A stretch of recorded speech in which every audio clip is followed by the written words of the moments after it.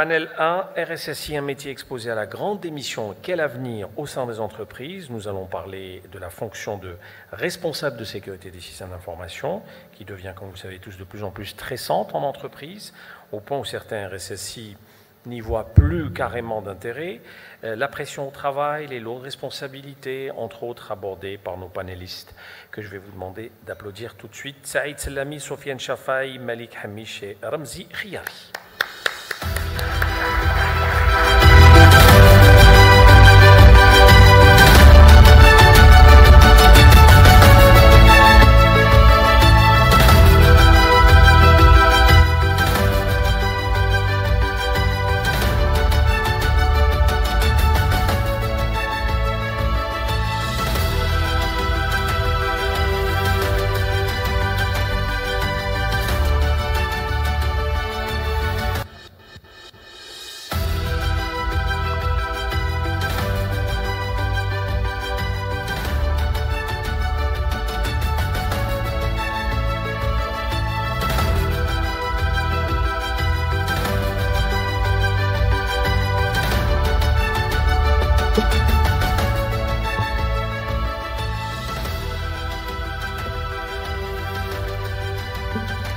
Alors, je suis très heureux d'avoir un beau panel en tous les cas pour cette première journée. Messieurs, on a plutôt l'habitude de vous poser des questions techniques, on est bien d'accord, mais pas du tout des questions concernant l'environnement du travail, le sentiment que vous avez au sein de vos entreprises respectives. Donc déjà, quel effet ça vous fait, quel sentiment vous avez qu'on vous pose cette question? Et j'imagine qu'elle est très rare. Qui souhaite se jeter à l'eau en premier et témoigner de cette première impression?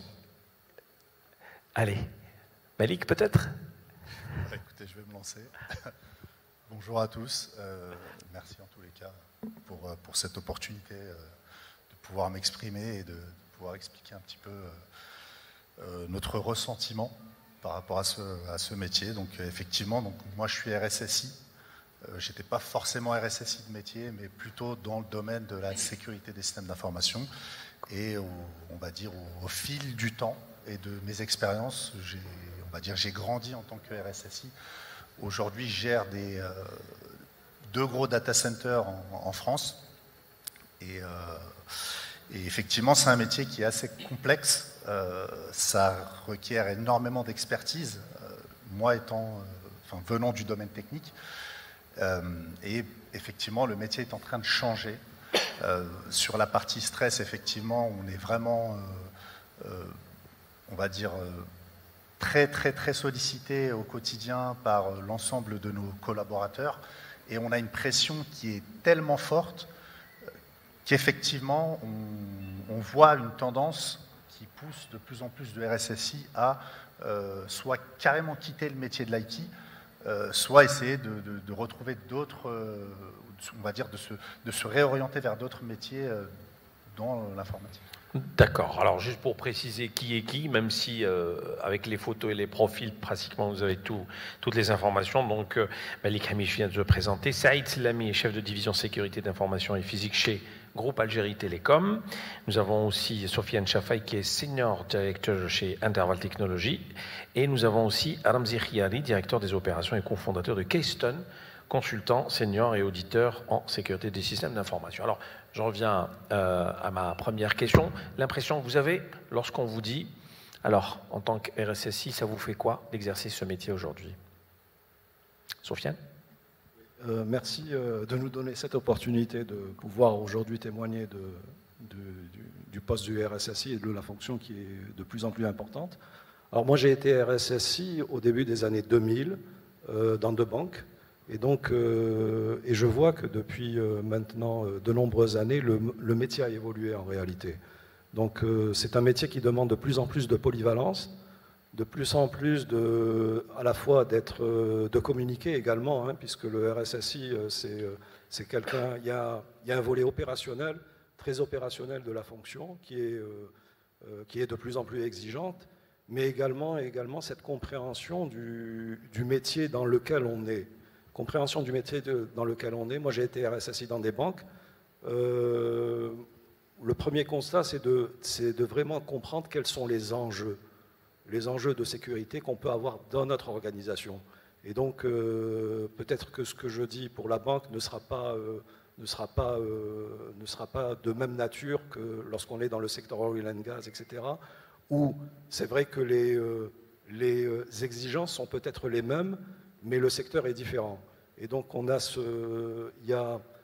y a une évolution également dans les réglementations, puisqu'aujourd'hui, on a des réglementations qui sont de plus en plus exigeantes. Donc, principalement sur tout ce qui est loi de protection de données personnelles, de données sensibles. Donc, au début des années 2000, on n'avait pas toutes ces exigences. Aujourd'hui, ce n'est plus le cas. Et puis, il y a aussi un volet qui est plus... parce qu'il y a deux volets, en fait. Il y a tout ce qui est hard skills, donc c'est tout ce qui est compétences techniques. Hein. Donc, je pense que moi, je viens du monde de l'IT, hein, puisque je suis de formation dans l'IT. Mais également, je pense que c'est la plupart... Ça peut s'appliquer à la plupart d'entre nous qui sommes dans ce métier de RSSI. Il y a donc tout ce qui est hard skills, hein, donc tout ce qui est compétences techniques, mais il y a également tout ce qui est soft skills. Et ça, c'est quelque chose qu'on n'apprend pas forcément. On va l'apprendre sur le tas, en ayant vécu des expériences, quelquefois malheureuses. Donc c'est là où on va comprendre comment gérer son stress, comment également communiquer et surtout comment créer les bonnes conditions qui sont très importantes pour pouvoir assurer la fonction. Donc créer les conditions, c'est avoir les bons rapports avec les personnes dans l'organisation, créer des canaux de communication, puisque on a, peut-être qu'on en reparlera tout à l'heure, on a également des collaborateurs qui, quelquefois, on peut être dans des situations conflictuelles, et donc essayer de créer les bons rapports, et essayer de créer également des forums où on peut se dire les choses simplement, mais également de manière, je dirais, tout à fait transparente. Donc ça, c'est très très important. Et j'ajouterai peut-être une chose qui est très importante aussi dans ce métier, c'est de ne pas personnaliser la fonction. Je veux dire, on est confronté à une direction des systèmes d'information, on est confronté aux ressources humaines, on a besoin de tous collaborer ensemble, et donc il est très important de ne pas personnaliser, c'est-à-dire qu'on peut être dans des situations qui peuvent être parfois conflictuelles, mais on va essayer d'éviter le conflit en mettant les enjeux de l'organisation au premier plan. D'accord. Monsieur Selami, pression, stress, c'est une réalité aujourd'hui pour les RSSI? Le micro, s'il vous plaît. Oui, comme vient de le souligner M.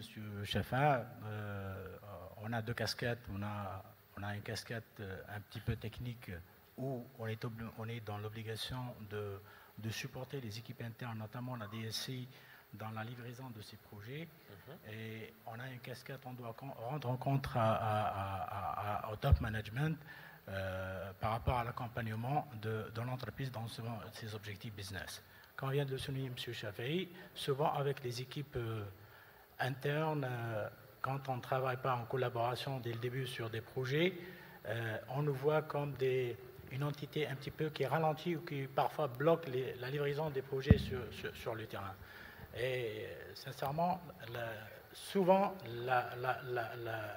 la sécurité, c'est la dernière équipe sollicitée avant la mise sur le marché d'un produit ou d'un projet. Et ça crée un petit peu un climat étendu entre la DSI et le micro, s'il vous plaît. Marketing. Voilà. Donc ça crée un climat de tension, avec ces équipes. Et ça, l'équipe sécurité le prend sur elle-même à chaque fois qu'il y a ce genre de conflit interne. D'accord. Voilà. Samir Yari, vous reconnaissez dans ces témoignages, dans cette façon de travailler et de faire? Je vais parler en tant que consultant senior en sécurité système d'information et non pas RSSI. Donc, durant ma période professionnelle, j'étais en contact avec plusieurs RSSI, que ce soit dans les banques, dans les industries, dans le secteur santé. Et je pense que la fonction sécurité, c'est une fonction transversale qui touche toutes les activités en fait d'une entreprise. Donc, la première, disons, le premier rôle, si on veut, du RSSI, c'est l'aspect contrôle. Okay. Et l'aspect contrôle, selon des référentiels internationaux, nous avons trois niveaux de contrôle. Il y a le contrôle opérationnel, il y a le contrôle niveau 1 et il y a le contrôle niveau 2. Donc, aujourd'hui, si on veut poser la question, par exemple, le RSSI, il intervient dans quel niveau exactement? Est-ce que niveau 1 ou bien niveau 2 ou bien niveau 3? Donc ici, si on veut avoir un RSSI qui gère de manière efficace l'aspect contrôle, donc il doit intervenir sur tous les niveaux.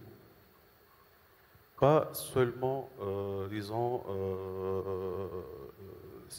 l'objet, c'est pas de créer un référentiel de sécurité ou bien de gérer seulement les risques ou bien de sensibiliser, mais plutôt c'est en fait, d'instaurer une culture de sécurité au sein d'une entreprise. Et peut-être ce maillon-là qui crée un peu, plus ou moins, un peu de stress. Okay. Et aujourd'hui, donc, vu les différents services attendus de la fonction sécurité qui donc, augmentent de plus en plus, okay, ça pourrait aussi être un élément déclenchant donc, du stress subi par RSSI, ou bien aujourd'hui on parle même d'une équipe RSSI. Alors, est-ce que cette situation, cet état de fait aujourd'hui pousse les RSSI à ne plus, entre parenthèses, aimer leur travail ou se donner à fond et carrément changer peut-être de carrière ou de poste? Malik, je vous vois hocher de la tête. Je pense que vous avez des cas peut-être de cas de figure à nous raconter ou des situations à nous raconter. Oui, très clairement. Enfin, je rejoins parfaitement ce que mes confrères ont évoqué juste avant. Je peux vous donner un exemple très, très concret. Récemment, j'ai un ami qui a eu qui a subi une cyberattaque en tant qu'RSSI. Ça a été très compliqué parce qu'il avait à la fois la pression de sa hiérarchie. La responsabilité. En tant que RSSI, c'est lui qui est responsable en cas de cyberattaque. C'est lui qui doit, dans le cadre des processus ou des procédures de gestion de crise, on va dire, en tous les cas, c'était lui qui était responsable. Il assume tout. Très sincèrement, il a géré la crise comme il le fallait. Néanmoins, il avait la pression de la hiérarchie qui n'est pas forcément, on va dire, sensibilisée aux aspects de sécurité. Eux, ils ne voient que l'aspect business. Donc, c'est-à-dire, c'est des pertes financières, c'est des clients qui, on va dire, vont se plaindre. Donc, au départ, au moment de la cyberattaque, on va comprendre très rapidement qu'il y a une cyberattaque. Donc, on va dire être assez compréhensible. Mais plus le temps va passer et plus on va commencer à avoir des pressions qui vont arriver de la part des clients. Et donc, cette pression-là va se faire ressentir au sein de la direction. Et après, automatiquement, va se répercuter auprès du RSSI. Et donc, les RSSI, dans ces cas concrets-là, subissent des pressions qui sont assez importantes et qui poussent même parfois, dans le cas de certaines crises, à carrément jeter le tablier, quoi. Et là, ça a été très clairement le cas de mon ami qui a subi ça le mois dernier et qui aujourd'hui cherche à se... après avoir bien évidemment passé sa crise, cherche à se reconvertir ailleurs parce que la pression qu'il a subie lors de cet incident a été assez compliquée pour lui. Et est-ce qu'à votre avis, il y a de la mauvaise pub, j'ai envie de dire, autour de ce métier, de telle sorte à ce que lorsque les RSSI parlent de la pression qu'ils subissent, ça ne donne pas envie à ceux qui veulent devenir plus tard RSSI? Déjà à l'université, pour commencer. Non, mais c'est exactement ce que vous disiez, enfin ce que vous dites. Ce qu'il faut se dire, c'est qu'aujourd'hui, donc certes, il y a le métier de RSSI, mais il y a tout ce qui gravite autour du RSSI. C'est-à-dire que si tout autour, on a un comité d'administration qui va être assez sensible au métier et qui va, on va dire, venir préserver dans le cadre d'un incident ou autre le RSSI, donc nous n'aurons pas forcément lui taper dessus ou, on va dire, repousser les problématiques auprès du RSSI, puisque lorsqu'on a un incident, le responsable, c'est le RSSI. S'il y a eu, on va dire, une crise majeure, la facilité, et qu'on voit dans les entreprises, c'est « Ah, la politique de sécurité n'a pas été bonne, ou les mesures n'ont pas été mises, donc du coup, c'est de la faute du RSSI », alors que le RSSI, lui, après, tout va dépendre de l'approche qu'il a dans l'entreprise. Lorsqu'elle est transversale, elle va même venir s'assurer que dans les contrats, tout est bien en ordre, etc. Et va venir apporter ou va émettre des recommandations au service pour justement mettre en place des mesures. Il va venir effectuer des contrôles, mais lorsqu'il y a eu des défaillances qui ont eu lieu en dehors du fait que le RSSI a pourtant bien fait ses recommandations, le problème c'est que l'incident il est là et c'est le RSSI qui prend quand même. D'accord. Monsieur Selami, est-ce que réellement aujourd'hui le métier des RSSI devient répulsif? Excusez-moi de vous poser la question aussi brutalement. Est-ce qu'il n'est plus, allez, on va arrondir les ongles, est-ce qu'il n'est plus attractif comme avant? Et je vous reposerai la question à Sofiane juste après. Je pense que la plupart des gens qui sont aujourd'hui RSSI ont commencé, comme technicien comme moi, on a commencé au début de l'installation des réseaux. Vous approchez le micro. Quand on s'est connecté à l'Internet, il est apparu le premier risque de se connecter sur un réseau non sécurisé. On a commencé à mettre en place des firewalls. Après, on met en place des systèmes de détection d'intrusion et de prévention d'intrusion. C'était passionnant. Après, un autre élément réseau pour l'authentification, la gestion des accès, c'était excellent. Mais après, il fallait gérer tout ça. Avant, c'était excellent. Il y avait plusieurs équipes. Chacun se charge d'une partie du travail de la sécurité. Mais une fois qu'on passe au management de la sécurité, il faut, dans notre cas par exemple, on s'est basé sur un référentiel connu dans la sécurité des systèmes d'information en essayant de mettre en place un ISMS et en le respectant, en essayant de sensibiliser les équipes à le respecter. Et c'était intéressant. Mais, quand vient de le souligner mes collègues, quand on a des incidents de sécurité répétitifs, et c'est comme ça que ce métier devient un petit peu difficile et stressant parce que c'est le RSSI qui doit assumer toute la responsabilité. Quel que soit le type d'attaque, même s'il a mis en place les mesures nécessaires, que ce soit technologiques, organisationnelles ou ressources,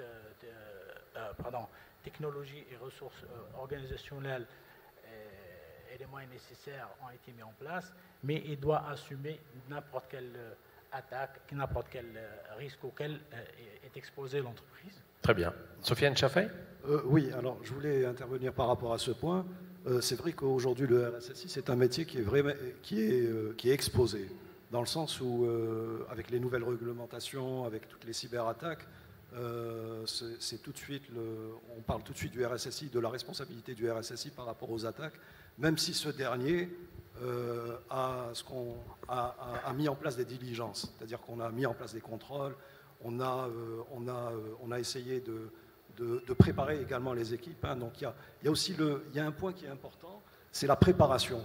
C'est-à-dire on ne va pas attendre le jour qu'on a une attaque pour essayer de réagir. Donc il y a beaucoup d'entreprises dans le monde qui font des simulations, des exercices de simulation, des exercices de red team, de simulation d'attaque, pour justement essayer de préparer le management à gérer la crise. Alors il y a deux volets. Il y a un volet qui est purement technique, donc on est censé avoir des équipes qui vont détecter et répondre à des incidents. Il y a aussi le côté managérial qui est important parce qu'il va falloir que le management aussi se prononce et prenne des décisions. Donc ces fameux comités de sécurité, ces fameux comités de crise dans lesquels on doit se préparer. Alors l'une des bonnes pratiques, hein, c'est qu'on organise des exercices de crise et on va essayer de prendre des mesures, de s'améliorer et surtout essayer de faire baisser la pression qu'aurait à gérer le RSSI seul. Et ça, c'est très important. Parce qu'aujourd'hui, dans la sécurité, on ne peut pas la faire seule, la sécurité. Ce n'est pas vrai. Il faut qu'on ait une équipe, il faut qu'on ait des fournisseurs sur qui s'appuyer, il faut qu'on ait aussi également, qu'on fasse appel aussi à des acteurs qui peuvent venir nous aider lorsqu'on subit, par exemple, une attaque de ransomware, par exemple. On a besoin de comprendre comment on a subi l'attaque. On a besoin de faire intervenir aussi des gens qui vont faire de l'investigation pour nous aider à s'assurer que les mesures qui ont été mises en place vont être efficaces et vont permettre de ne pas retomber dans les mêmes travers, de subir la même attaque. Et donc c'est un travail, c'est vraiment, moi je dirais par rapport à ça, il y a deux choses. C'est qu'il faut que le RSSI soit doté aujourd'hui, en plus des compétences qu'il peut avoir sur la partie managériale, mais également cette faculté de gérer la crise. Et ça, c'est pas évident. Parce que tant qu'on n'a pas subi une crise, comme mon collègue l'a dit, ça, on peut pas savoir comment on va réagir en réalité. Parce que souvent, on peut se retrouver seul par rapport à cela. Donc c'est très important également de faire ce travail de préparation. Et pour répondre à la question aussi que vous avez posée par rapport à ce que le job est attractif ou pas, maintenant, moi, je peux vous reposer une question. Attractif par rapport à quoi? Attractif, un RSSI dans le monde, en général, dans beaucoup de pays, ce sont des métiers sur lesquels on a une certaine attractivité. Pourquoi? Parce qu'en général, ce sont des jobs qui sont bien payés et sur lesquels on a, dans beaucoup d'organisations, une certaine considération en termes de prise de décision et en termes d'écoute. Ça, c'est important. Maintenant, si ce n'est pas le cas, si on travaille dans une organisation où on n'a pas forcément cette écoute, où on n'a pas forcément cette proximité par rapport à un comité de direction, là, ça va être très compliqué. Et personnellement, moi, je comprendrais pourquoi certains RSSI, dans ces situations, pensent à changer de fonction ou à carrément aller vers des choses qui sont beaucoup moins exposées. Très bien. Alors, qu'est-ce qui a fait changer les choses, à votre avis, messieurs? Est-ce que le changement déjà est au sein de l'entreprise elle-même, avec toutes ces nouvelles règles de management qu'on voit? Est-ce que le fait qu'il y ait de plus en plus d'attaques, ou de plus en plus d'attaques sophistiquées, c'est un peu le tout à la fois? Comment on peut analyser aujourd'hui la situation avec votre retour d'expérience dans vos domaines respectifs et vos horizons respectifs? Malik? Écoutez, ce qu'il faut se dire, c'est que aujourd'hui, les attaques sont de plus en plus sophistiquées et elles vont se développer de plus en plus. Les RSSI, de toute manière, dans toutes les normes de sécurité qui existent dans le monde, on demande à ce qu'il y ait des RSSI qui soient bien identifiés dans les organisations. Donc, pour moi, on ne pourra pas se passer des RSSI à l'avenir. Ce qu'il faut aussi se dire, c'est que les techniques d'attaque se développent et ce qu'il faut aussi prendre en compte, c'est que aujourd'hui, là où anciennement, là je vais parler d'il y a une vingtaine d'années, les attaquants étaient doués, donc là je vais parler donc avaient une certaine expertise ou allaient faire de la recherche pour pouvoir exploiter des vulnérabilités qu'ils allaient découvrir. Aujourd'hui, on trouve sur Internet, dans le dark web, on va dire du hacking as a service. C'est-à-dire que pour une poignée de dollars, entre une dizaine et une vingtaine de dollars, on peut faire appel à des équipes d'attaquants qui vont attaquer une entreprise ou une société ou autre. Il vous suffit très simplement d'avoir un petit compte et de payer en bitcoin et vous faites du hacking as a service. Donc ça devient de plus en plus facile. C'est-à-dire qu'aujourd'hui, n'importe qui peut faire appel à on va dire à des hackers qui sont partout dans le monde pour lancer des attaques. Donc c'est ce qui permet aussi, en tous les cas, c'est ce qu'on constate, c'est qu'il y a de plus en plus d'attaques et ces attaques, elles sont très sophistiquées parce que maintenant les hackers s'organisent. ils s'organisent, ils proposent du service, un peu comme quand vous allez sur Amazon et que vous commandez, je ne sais pas moi, un article, c'est pareil. Aujourd'hui, il y a sur Internet, on peut commander très rapidement des attaques. On cible, on met l'URL qu'on souhaite attaquer, et puis voilà. Là, si je prends l'exemple, là je parlais du hacking as a service, c'est exactement ça. Voilà. C'est-à-dire que ça devient même lucratif. Aujourd'hui, les attaquants, lorsqu'on voit tous les cryptovirus qui sont en train de se développer dans le monde, ils ne font pas ça juste pour déstabiliser une entreprise, même si, voilà, on a certains cas qui existent, mais c'est surtout parce que c'est lucratif. On a des sociétés qui payent pour pouvoir justement récupérer leurs données, pour pouvoir continuer leur activité.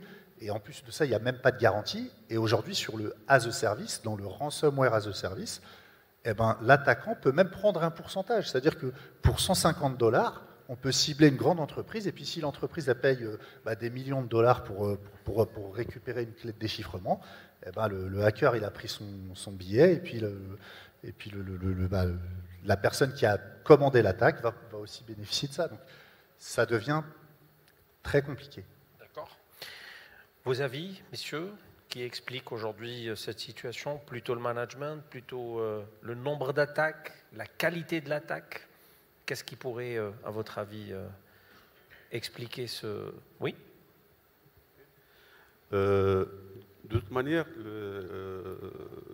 les techniques d'attaque ne vont pas cesser d'évoluer. Mais en contrepartie, il faut savoir qu'il y a aussi des services de sécurité qui sont en train d'être instaurés. Okay. Prenons l'exemple, par exemple, des attaques ransomware. Okay. La première attaque qu'un de nos clients a subi, c'était, je pense, en 2014, okay, où l'attaquant il a chiffré le PC portable d'un directeur financier au sein d'un grand organisme.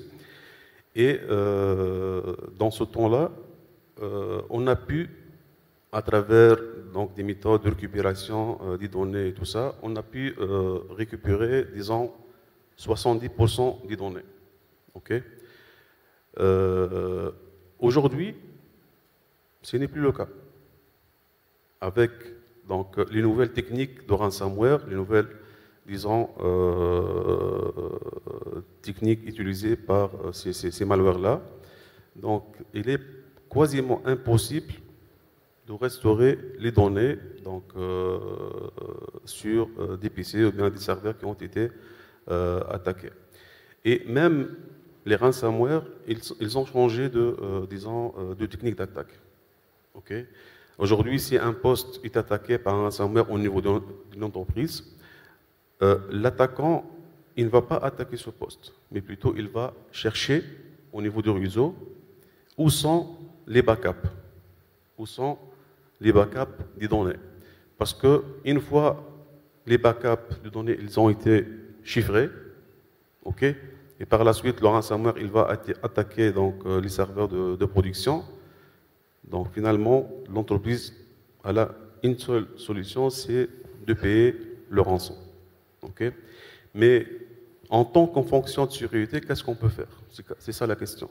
Avec cette évolution-là, qu'est-ce qu'on peut faire? Aujourd'hui, par exemple, on parle de tout ce qui est threat intelligence. Comment détecter, comment analyser les menaces qui pourraient exploiter des vulnérabilités au niveau de nos systèmes d'information et réagir un peu à l'avance. Okay. Il y a tout ce qui est aussi gestion des vulnérabilités. Donc, il faut mettre en place des process de gestion des vulnérabilités pour corriger, pour détecter toute vulnérabilité qui pourrait toucher notre système d'information. D'accord. Sofiane Chafai, sur ce point? Oui, je voulais juste ajouter, clarifier, préciser une chose, c'est qu'aujourd'hui, si je compare il y a 20 ans, la surface d'attaque, elle est beaucoup plus grande. Pourquoi? Parce qu'on a de plus en plus de systèmes qui sont exposés. On a digitalisé beaucoup de choses aujourd'hui. Donc vous avez également l'occurrence des occurrences d'attaques qui étaient, je ne dis pas qu'elles n'existaient pas hein, dans le temps, mais elles étaient beaucoup plus faibles. Par exemple, dans tout ce qui est système industriel, les systèmes SCADA, les systèmes qu'on peut avoir dans le oil and gas qui sont de plus en plus attaqués. Vous avez aujourd'hui, et d'ailleurs ce sera le thème de mon talk de demain, l'intelligence artificielle. Vous avez, alors ça on n'en parle pas beaucoup, mais ça également, il y a beaucoup d'attaques aujourd'hui sur des systèmes qui ont du machine learning. On attaque aussi les données qui sont utilisées, qui sont consommées par l'IA pour corrompre ces données et pour fausser en fait tout ce qui est prédictif, tout ce que ces solutions à base d'IA vont nous faire ressortir. Et donc, si vous voulez, la surface est beaucoup plus grande, la surface d'exposition est beaucoup plus grande, et donc ça complexifie également la tâche du RSSI, qui ne peut pas aussi également avoir toute cette polyvalence. Parce que là, on parle de systèmes industriels, on va parler de systèmes IoT, on va parler aussi de systèmes sur lesquels on a de l'intelligence artificielle, et donc ça fait que, en plus du fait que ce soit lucratif hein, pour des attaquants, la complexité, la grandeur de tous ces systèmes qui sont par essence différents fait qu'on va avoir de plus en plus d'attaques qui seront plus sophistiquées, peut-être plus spécialisées et donc plus de complexité également pour la personne, les structures qui seront en charge de défendre ces environnements. Très bien. Monsieur Selami ? Je pense qu'aujourd'hui, le combat du RSSI et son équipe avec l'extérieur est devenu asymétrique. La surface d'attaque augmente de jour en jour et ça nécessite une expertise pointue et chaque fois apparaissent de nouvelles menaces. Donc, le RSSI et les entreprises, selon leur dimension, selon leur culture, selon la criticité des données qu'ils manipulent, doivent penser à externaliser peut-être une partie de leur sécurité pour qu'elle soit gérée par une entité externe qui maîtrise mieux le sujet de la sécurité sur les aspects les plus pointus.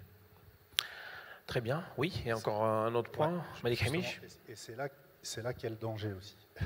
Parce que, justement, peut-être que je vais m'avancer sur une autre de vos questions, mais tout à l'heure, vous me posiez la question sur le futur ou l'avenir du métier de RSSI. Bah, justement, il y a une tendance, en tous les cas, qui est en train de en tous les cas qu'on aperçoit en France et même en Europe, hein, c'est que aujourd'hui, le métier de RSSI, il est carrément remis en question dans la mesure où on a de plus en plus d'entreprises qui externalisent leur système d'information.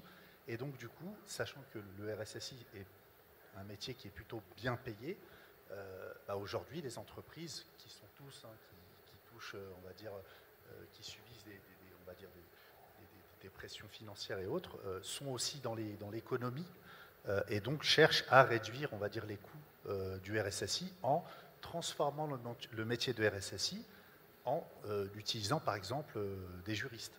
Et là, je vous donne des cas concrets. Hein. C'est-à-dire qu'il y a des entreprises françaises qui ont externalisé leur SI chez des prestataires extérieurs et ne voient plus d'utilité à avoir de RSSI parce que, justement, c'est juste une gestion contractuelle du fournisseur qu'il faut gérer. Donc, du coup, ils vont pouvoir économiser en faisant, on va dire, en contractualisant avec des juristes qui, eux, vont juste gérer les aspects contractuels avec les fournisseurs ou les prestataires extérieurs pour s'assurer de la sécurisation de leurs données. Et là, c'est vrai que ça commence à devenir un peu compliqué pour le futur du RSSI. Oui. Je pense qu'il faut juste faire une barrière, enfin une limite de pourcentage de la sécurité qu'on veut externaliser. Ça veut dire qu'on va pas. C'est pour ça que j'ai dit qu'il faut bien analyser ce qu'on doit externaliser et ce qu'on doit laisser au niveau en premise. Par exemple, la fonction du SOC, si on n'a pas les moyens d'avoir un SOC avec les ressources nécessaires, je pense qu'une partie de cette... et tout dépend de la taille de l'entreprise, bien évidemment, et de son domaine, de son secteur d'activité. Donc, les petites entreprises, je pense qu'ils ne peuvent pas s'offrir un SOC avec une équipe avec 3 shifts ou 2 shifts. Donc, il vaut mieux externaliser cette partie de la sécurité pour qu'elle soit gérée par des professionnels qui sont à jour sur ce sujet. D'accord. Juste, Oui, juste une précision par rapport à l'externalisation, parce qu'il y en a beaucoup qui confondent. Hein. Quand on parle d'externalisation, c'est externaliser. Donc, on peut externaliser la sécurité ou le management d'une infrastructure à des tiers, mais ce qu'il faut savoir, c'est que l'organisation va rester responsable des données des clients. Si je prends par exemple une banque qui va externaliser son SI ou qui va externaliser la sécurité de son NSI à un tiers, si demain ce tiers-là se fait attaquer et qu'on a des fuites d'informations, c'est qui va être responsable? Eh bien, ça ne va pas être le prestataire, hein. Ça sera la société qui sera responsable, qui reste responsable des données de ses clients. Donc ça, c'est un point qui est très très important et qu'il faut intégrer, hein, lorsqu'on décide d'aller vers ce tiers. On doit prendre des diligences, hein, donc on doit avoir de bons juristes et blinder les contrats pour s'assurer que si demain il y a une fuite d'informations, s'il y a une attaque de ransomware, etc. et tout, on ait le minimum. Hein, il y en a même qui prennent des assurances, hein, par rapport à ça, pour s'assurer que voilà, on ne va pas être trop impacté par ces incidents. Alors, il y a une question du public et qui va un peu dans le sens de ce que vous expliquez depuis tout à l'heure. L'expansion du cloud et l'externalisation de certaines tâches d'entreprise compliquent-elles les choses aujourd'hui? Qu'est-ce qu'on peut y répondre? Oui, allez-y. Juste pour répondre très rapidement, oui. Pour moi, ça complexifie les choses parce qu'on va rentrer dans un aspect, c'est ce que disait mon confrère tout à l'heure, le RSSI va devoir prendre de la hauteur et surtout rentrer dans des aspects qui vont être juridiques, va devoir avoir une bonne relation avec son fournisseur et surtout, il faut que la relation soit comment dirais-je, saine et honnête. On a beaucoup de choses qui sont dites oralement ou à l'écrit, mais qui ne sont pas forcément respectées, on va dire, chez le prestataire. À titre d'exemple, on va contractualiser avec une entreprise qui va nous apporter des garanties, et derrière, si le RSSI ne fait pas de suivi ou ne vérifie pas ou ne met pas en place des clauses auprès de ce fournisseur-là pour avoir, par exemple, des retours sur des tests de vulnérabilité ou des audits réguliers pour s'assurer ou pour contrôler, on va dire, un petit peu son fournisseur, ça va être très compliqué. Et là-dessus, on va dire que le RSSI va avoir une maîtrise contractuelle du fournisseur, mais ne pourra en aucun cas avoir de maîtrise sur ce qui va se passer chez le fournisseur. Parfait. Est-ce qu'il y a un autre élément de réponse à donner à cette question? Oui, je pense que, oui, Soufiane Chaffaï. Juste pour converger par rapport à ce que disait mon collègue, c'est qu'on va s'assurer que le fournisseur de services nous fournisse une assurance acceptable. Ça veut dire quoi?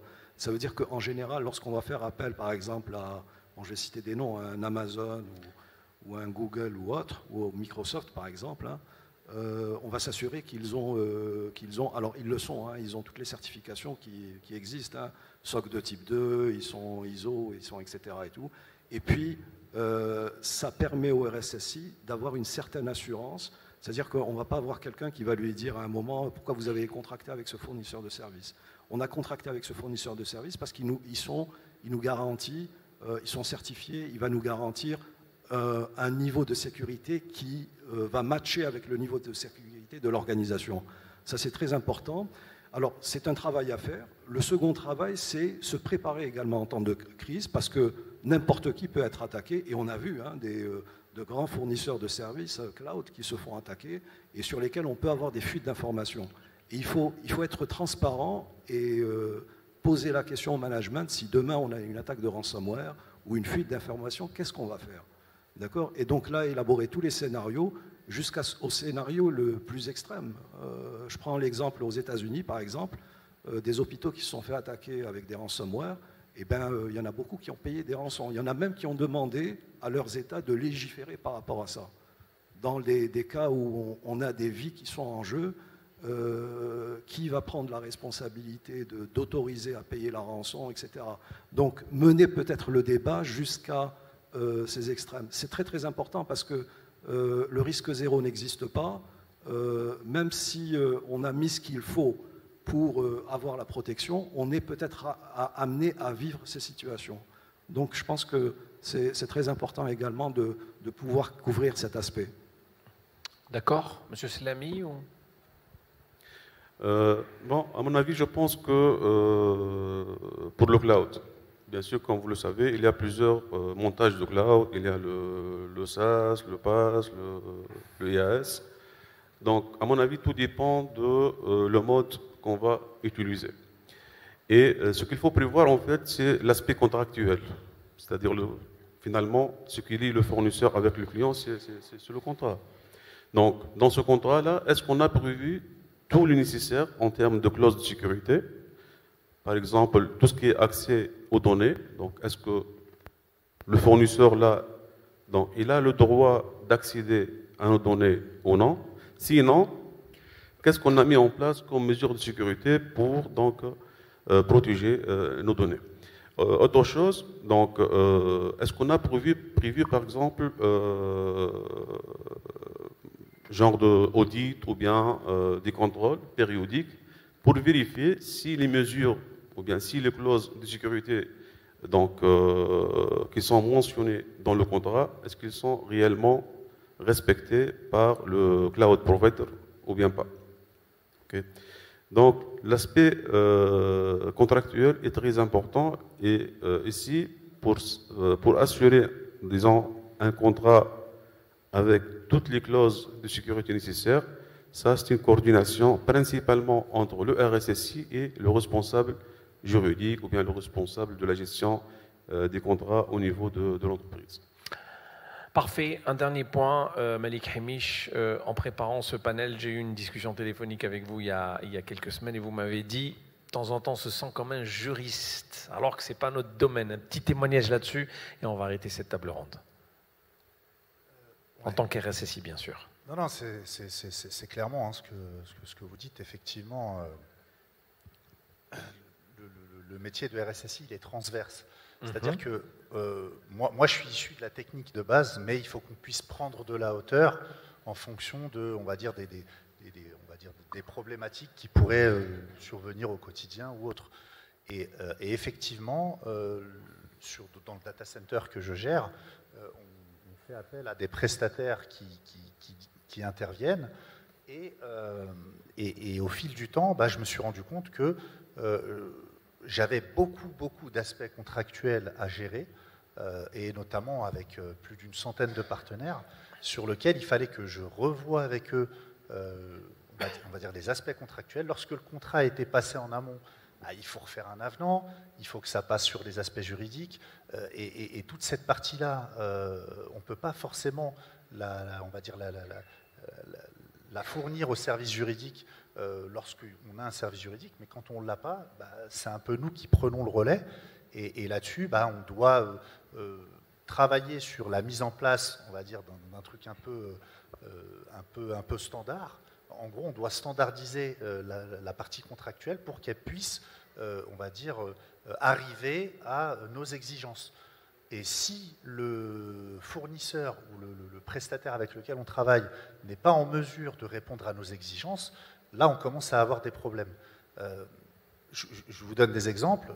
On a certains fournisseurs qui ont accepté de se plier à nos exigences, notamment en essayant de se requalifier, en obtenant une certification ISO 27001, ou en étant, on va dire, respectueux de la réglementation en vigueur sur la protection des données, et d'autres qui ont un peu passé le chemin ou ont mis un peu de côté les réponses.